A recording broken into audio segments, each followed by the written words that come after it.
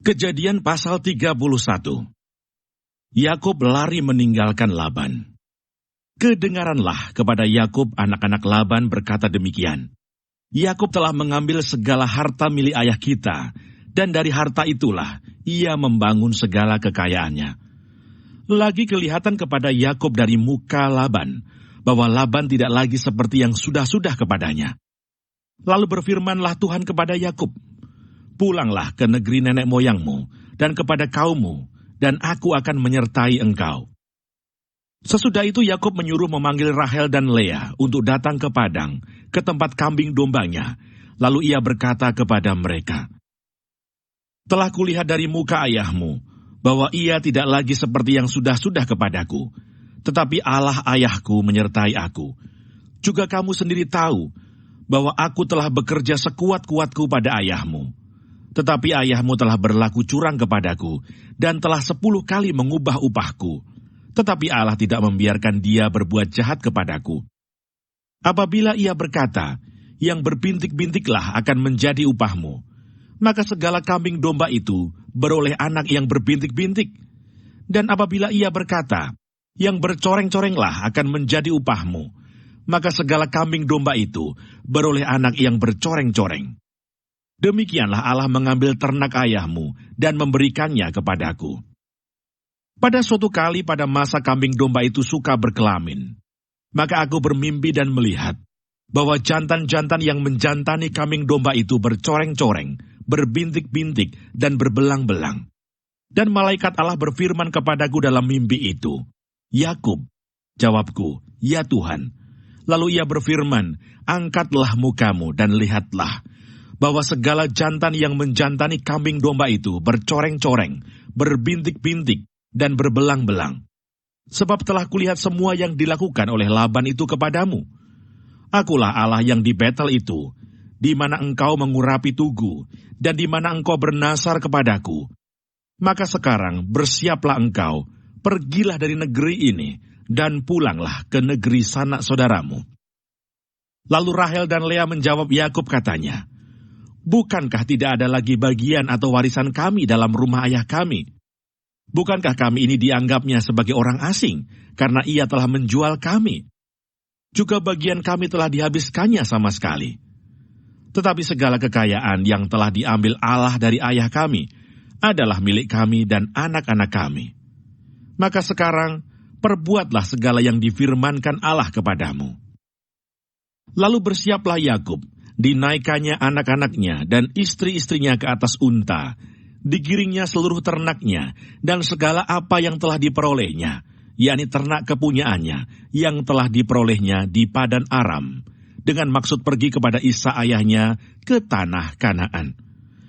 Adapun Laban telah pergi menggunting bulu domba-dombanya. Ketika itulah Rahel mencuri terafim ayahnya, dan Yakub mengakali Laban orang Aram itu dengan tidak memberitahukan kepadanya bahwa ia mau lari. Demikianlah ia lari dengan segala harta miliknya. Ia berangkat menyeberangi sungai Efrat dan berjalan menuju pegunungan Gilead. Laban mengejar Yakub. Ketika pada hari ketiga dikabarkan kepada Laban bahwa Yakub telah lari, dibawanyalah sanak saudaranya bersama-sama. Dikejarnya Yakub 7 hari perjalanan jauhnya, lalu ia dapat menyusulnya di pegunungan Gilead. Pada waktu malam datanglah Allah dalam suatu mimpi kepada Laban orang Aram itu, serta berfirman kepadanya, "Jagalah baik-baik, supaya engkau jangan mengatai Yakub dengan sepatah kata pun." Ketika Laban sampai kepada Yakub, Yakub telah memasang kemahnya di pegunungan. Juga Laban dengan sanak saudaranya telah memasang kemahnya di pegunungan Gilead. Berkatalah Laban kepada Yakub, "Apakah yang kau perbuat ini? Maka engkau mengakali aku dan mengangkut anak-anakku perempuan sebagai orang tawanan. Mengapa engkau lari diam-diam dan mengakali aku? Mengapa engkau tidak memberitahu kepada aku, supaya aku menghantarkan engkau dengan sukacita dan nyanyian dengan rebana dan kecapi? Lagi pula engkau tidak memberikan aku kesempatan untuk mencium cucu-cucuku laki-laki dan anak-anakku perempuan. Memang bodoh perbuatanmu itu. Aku ini berkuasa untuk berbuat jahat kepadamu. Tetapi Allah ayahmu telah berfirman kepadaku tadi malam, jagalah baik-baik, jangan engkau mengatai Yakub dengan sepatah kata pun. Maka sekarang kalau memang engkau harus pergi, semata-mata karena sangat rindu ke rumah ayahmu, mengapa engkau mencuri dewa-dewaku? Lalu Yakub menjawab Laban, aku takut, karena pikirku, jangan-jangan engkau merampas anak-anakmu itu daripadaku. Tetapi pada siapa engkau menemui dewa-dewamu itu, janganlah ia hidup lagi. Periksalah di depan saudara-saudara kita segala barang yang ada padaku, dan ambillah barangmu. Sebab Yakub tidak tahu bahwa Rahel yang mencuri terafim itu. Lalu masuklah Laban ke dalam kemah Yakub, dan ke dalam kemah Lea, dan ke dalam kemah kedua budak perempuan itu. Tetapi terafim itu tidak ditemuinya. Setelah keluar dari kemah Lea, ia masuk ke dalam kemah Rahel. Tetapi Rahel telah mengambil terafim itu dan memasukkannya ke dalam pelana untanya dan duduk di atasnya. Laban menggeledah seluruh kemah itu, tetapi terafim itu tidak ditemuinya. Lalu kata Rahel kepada ayahnya, janganlah bapa marah, karena aku tidak dapat bangun berdiri di depanmu, sebab aku sedang haid. Dan Laban mencari dengan teliti, tetapi ia tidak menemui terafim itu. Lalu hati Yakub panas, dan ia bertengkar dengan Laban. Ia berkata kepada Laban, apakah kesalahanku? Apakah dosaku? Maka engkau memburu aku sehebat itu? Engkau telah menggeledah segala barangku. Sekarang apakah yang kau temui dari segala barang rumahmu?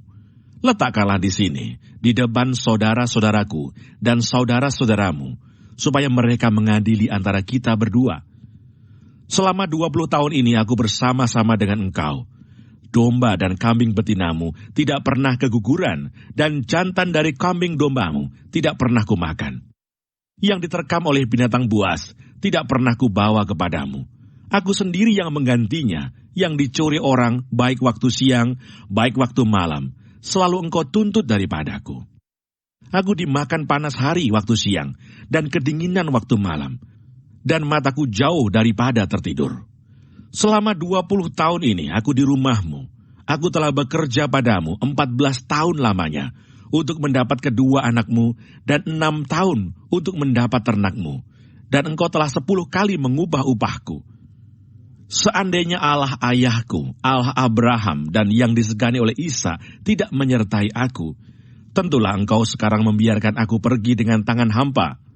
Tetapi kesengsaraanku dan jerih payahku telah diperhatikan Allah, dan ia telah menjatuhkan putusan tadi malam. Perjanjian antara Yakub dan Laban. Lalu Laban menjawab Yakub, perempuan-perempuan ini anakku, dan anak-anak lelaki ini cucuku, dan ternak ini ternakku. Bahkan segala yang kau lihat di sini adalah milikku. Jadi apakah yang dapat kuperbuat sekarang kepada anak-anakku ini, atau kepada anak-anak yang dilahirkan mereka? Maka sekarang, marilah kita mengikat perjanjian, aku dan engkau, supaya itu menjadi kesaksian antara aku dan engkau. Kemudian Yakub mengambil sebuah batu, dan didirikannya menjadi tugu. Selanjutnya berkatalah Yakub kepada sanak saudaranya, kumpulkanlah batu. Maka mereka mengambil batu dan membuat timbunan, lalu makanlah mereka di sana di dekat timbunan itu.